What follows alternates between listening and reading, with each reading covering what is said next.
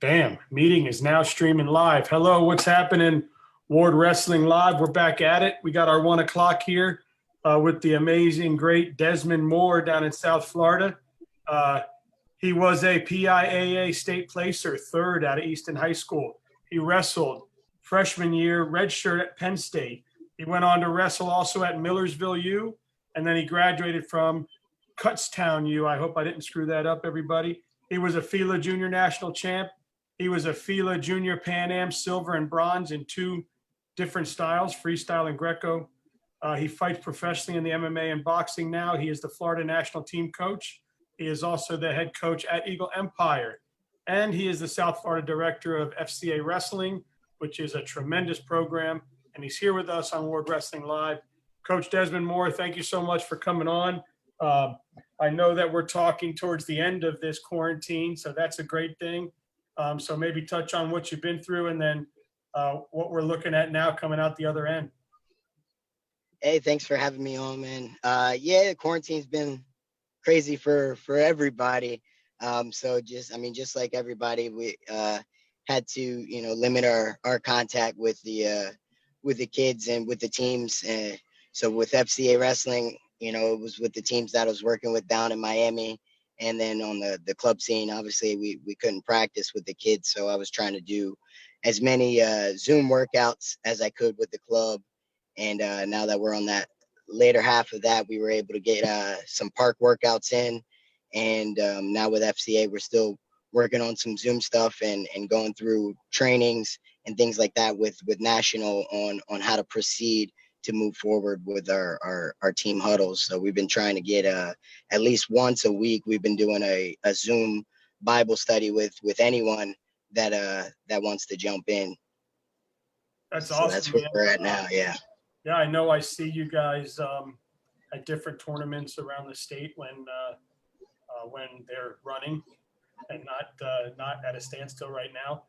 But I know you mentioned FCA, and I know that's something that you're very involved with. It's very close to you, and it means a lot to you to be involved with that. Tell us about FCA Wrestling and how people can be involved with your program. So I got told about an opportunity to come down in South Florida, more so the Miami area, with the potential of moving into the Broward and then throughout the state. So it's kind of like an initiative right now, a wrestling initiative through FCA, because most of FCA was involved in football and some other some college things and some multi-sport Bible studies and huddles. So they wanted to gear it more around wrestling. So this was the first year that I really got going with it. And we started in Miami with Southwest, South Dade, South Ridge, Coral Park, Coral Gables, and Palmetto. So those were the teams that we started with. And, with the hopes that obviously going into next season, we add more teams from Miami and then start to move in the Broward and just start to add teams with FCA in different areas, that wrestling can get involved in their area as well. So we're kind of using it as an initiative, and then hopefully a template that other FCA areas can use. So my job would be to go into these wrestling rooms and not only, be able to practice and show technique if the coach wants me to, but to do a Bible study with the team. And this year being my first year in it, we focused more on the character development portion of it. So I would bring a different character building word to the teams that I worked with and then base a study off of that. And then I'd also stay and work the beginning of practice with any of the teams that I was involved with. That's awesome. So now, of course, when we're done with this, you can always post a link, share this, put whatever information in there that you'd like for people to connect with you. But let's say I have a team in Florida or anywhere, and I'm watching this and I'm seeing FCA. and I'm seeing Coach Moore, and I want to say, you know what, I want to get Coach Moore involved in my room with FCA. How do I do that? So my area is the obviously South Florida, the greater Miami area right now, Dade and Monroe County. And I know obviously a lot of the coaches in Broward. So that would be my area. But if anyone throughout the state is looking to get involved in an FCA wrestling, they could either reach out to me and I can find out who's the area director in their area, or and put them in contact with the FCA in their area and see if they have a sport specific wrestling or if they're looking to create one. And again, we're looking to reach out to these other FCA areas and kind of base off the template of things that we're doing down here in Miami and pass that on. So I would say, you can either reach out to me or reach out to the FCA in your area and start talking about sport specific solely based on wrestling. All right. Now, I was on the website. I really wanted to learn a little bit about it and read about it a little bit before I got on with you. Tell us what it means, like the core values of FCA. I saw that when you guys are talking about core values, you guys have a strategy, and it's called To and Through the Coach. Teach us about that. Yeah. So just basically going off the principle that a coach can be one of the greatest influencers in someone's life, especially a young athlete coming along. I mean, if you think about all these sports, out once an athlete leaves home to go to school, they spend time with their teammates, then they're after school with their team and their coach. So the coach has a very positive, hopefully positive, influence in that child's life. So we want to go to the coach first, and we've got to minister to the coach, and then through the coach so that he can minister to his team and then pass on, his or her core beliefs and values. And hopefully if we can get everything aligned with, Christ-like values, then you're starting to pass all that down through the coach and to his team. Nice. I like the way that, and it makes sense because it is the coach's team. And if you try to jump the coach to get to the kids and things just kind of get a little out of whack, people don't appreciate that. But if you can connect spiritually with the coach, then and get that buy-in, then the coach can feed that down to the children. So that's awesome. Yeah, I like that. And then I know that your methods, I saw in there, you guys speak a lot about engage, equip, and empower.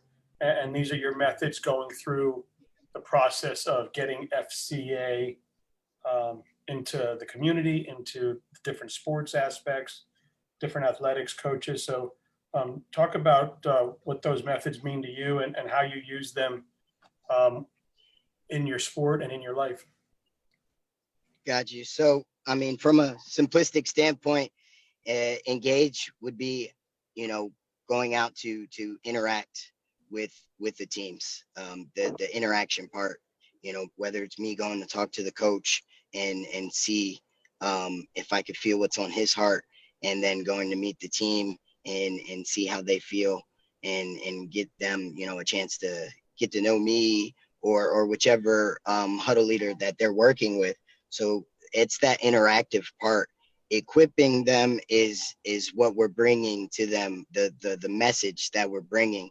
So whether it be character development, whether it be a specific Bible study that the huddle leader is going over, or maybe it was something that the team itself wanted to get a more spiritual outlook on, relationships and communication and things like that. So that's the message that we're going to bring.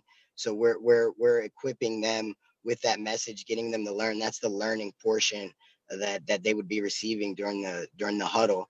And then empowering them is the idea of the huddle or the Bible study to be able to run without an FCA huddle leader or someone there. So then taking it upon the team to want to do it themselves, or someone had left and they want to get back involved. So it's empowering them to take that, those aspects and create it themselves amongst their team. You know what I mean? And I saw some of this through teams reaching out if they saw me at tournaments to bring me over to want to pray with them, or they do their own team prayer. But it's just getting them to take what we're doing and want to run it themselves, or that it can run itself without me being there or another FCA representative there. The process can be duplicated within the team.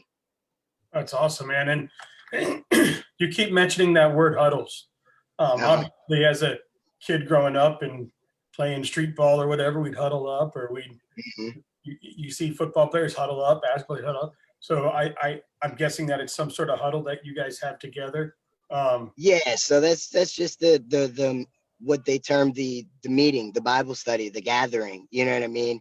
That's our sport way of gathering. We're close. We're in this huddle, and even with some of the club kids and the teams, we try and if they want to, obviously it's all voluntary, but we pray as a team or as a unit where I'm in these rooms and pray out before I leave or when we're done giving the message. So obviously then we're a lot closer together. But those meetings, because we're thinking this is tuned through the coaches athletic based ministry, so we try and keep it athletically based. So the huddle is the word of that they came up with for that gathering. Awesome. So instead of Bible study, we just call it a huddle.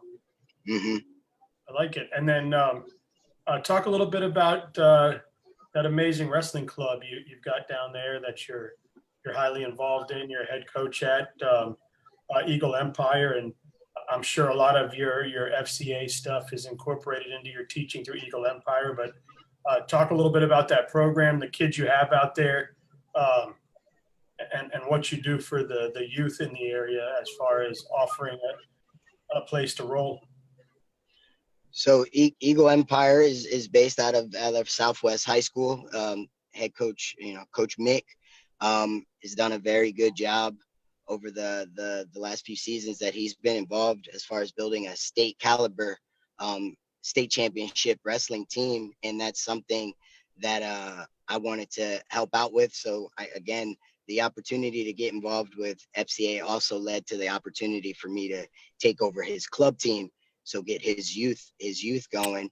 And the idea with that is to obviously build a system of youth wrestling that comes up through a certain level where you're not just going to start getting into wrestling at grade 9 or grade 7. So now we want, as just like you would see in Iowa, Pennsylvania, New Jersey, we want kids coming out, as a 5-year-old and learning the wrestling technique that these high school kids are going to learn, but obviously on a simpler scale. So now it's going to be, my job to build these youth kids into really, really good middle school wrestlers that then turn into really, really good high school wrestlers and hopefully go on to wrestle in college. So that's what I'm trying to do down here is build the youth wrestling, build the girls wrestling, get them involved at a younger age at a very high level of wrestling. You don't want to, sugarcoat the wrestling. The kids are going to learn the technique that I'm going to teach the high school kids. They're going to learn a single leg the way that I'm going to teach it to a high school kid or to a collegiate wrestler. Obviously the phrasing and some of the positions may change a little bit, but I want to start teaching technical wrestling to kids at a young age that can bang in the room and go hard.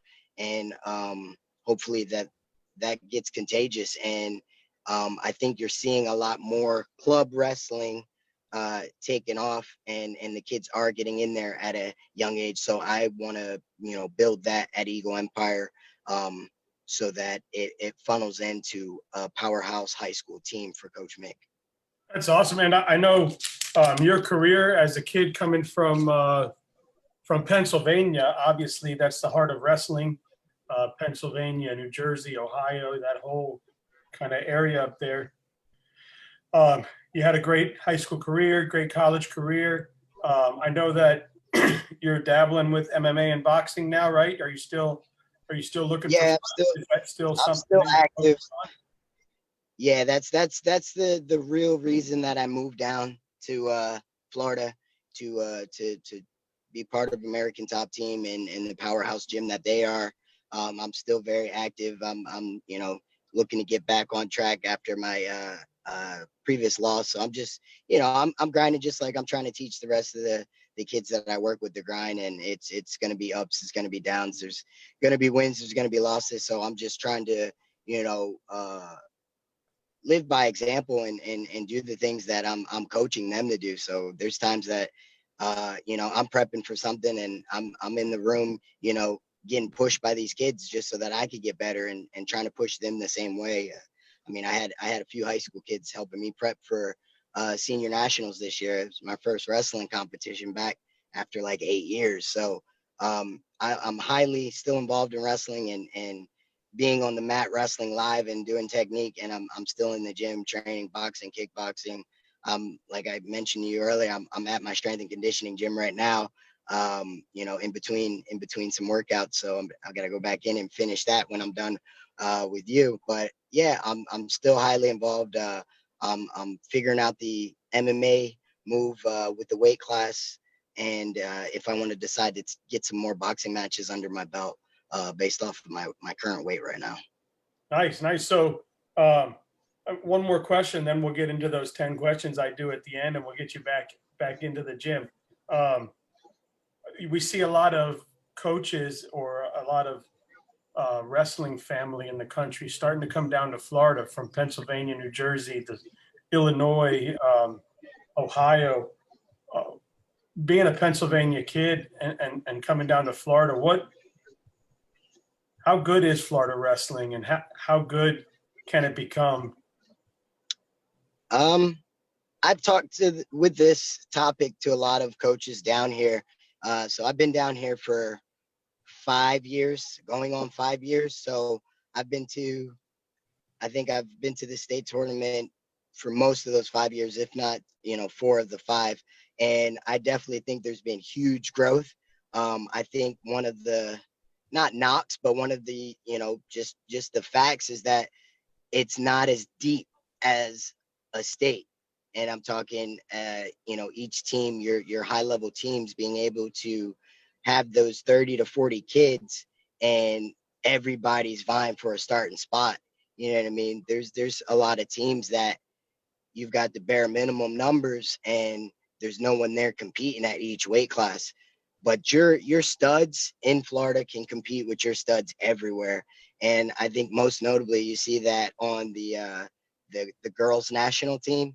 I believe they've got a 5th place finish and a 6th place finish at the duels. And you know what I mean? I think that's saying a lot for a sport that's not even sanctioned down here for the girls yet. But your powerhouse guys teams can, go out and compete. And I think that's why you see a team like Lake Highland that wants to go and get a harder prep schedule. And you see a team like South Dade that's traveling, and you got a guy like Coach Mick that throughout the summer would have his teams traveling. You know what I mean? So I think you're starting to see that the coaches in Florida know that they have to go outside of the state to get that national exposure. Now there are, highly touted tournaments where other teams are coming down here, which is great because now you bring those high level kids down to Florida to compete with us. But I think a lot of the teams are starting to see that we're going to have to travel. You have to compete on some type of national team or travel based schedule once your high school season is over, so that you really can see where you stand with the top 10, top 20 kids in the nation at your weight class. Cool, man. Well, I appreciate that. And that's a lot of what I hear from coaches around the entire state is just building that youth program. You talk to Coach Morgan and his brother, and they've got Wrestling U, and he talks about how he wishes there could be clubs every 2 miles, like just for these youth to kind of come through it. But all right, I'll get these 10 questions to you. This way we can get you back. I know you're training. All right. All right, South Beach or Key Biscayne? South Beach. Wynwood or Brickell? Brickell. Cocoa Walk or Bayside? Bayside. Calle Ocho or Santa's Enchanted? Santa's Enchanted. Canes or Dolphins? Ooh. Canes. Heat or Marlins? Heat. Upper Keys or Lower Keys? Man, that's tough. I don't know if I've been to either. Oh, well, you got to get down there to see Chaz. Get that FCA going in Monroe County. I'm still so new. I haven't been everywhere. No problem. You like them Florida lobsters or those Florida stone crabs? I'd say stone crabs. I love them. Little butter, mustard. Are you a burger guy or a wings guy? Wings. All right. Wrestling, Dade County or Broward? Oh man, it's tough. This is gonna cause some issues for me because I've coached in both, but Dade County. Dade County, nice. Hey, Coach, man, I know you're really busy, not just coaching but training for yourself too, and for you to come out and get in your car and hang out and talk with me for a little bit, I do appreciate that. Thanks for taking the day out and or the time out, and hopefully I get down to South Florida soon and I get to see you. I appreciate that. Again, thank you for having me. Thank you for allowing me to, be able to reach a broader audience and get FCA wrestling out there and just talk about, what we want to do with our club down at Eagle Empire and with FCA wrestling. So again, if anyone has any questions on FCA in their area or how to get involved with FCA wrestling, please reach out to me. For sure. And please go ahead and share this off of Ward Wrestling Live with any of your platforms, Coach. If FCA is listening, please feel free to jump on and share it through your platforms. And thanks for coming on, man. Go back in and do your thing. Thank you. Appreciate it. Thanks for having me, man. All right, brother. Bye.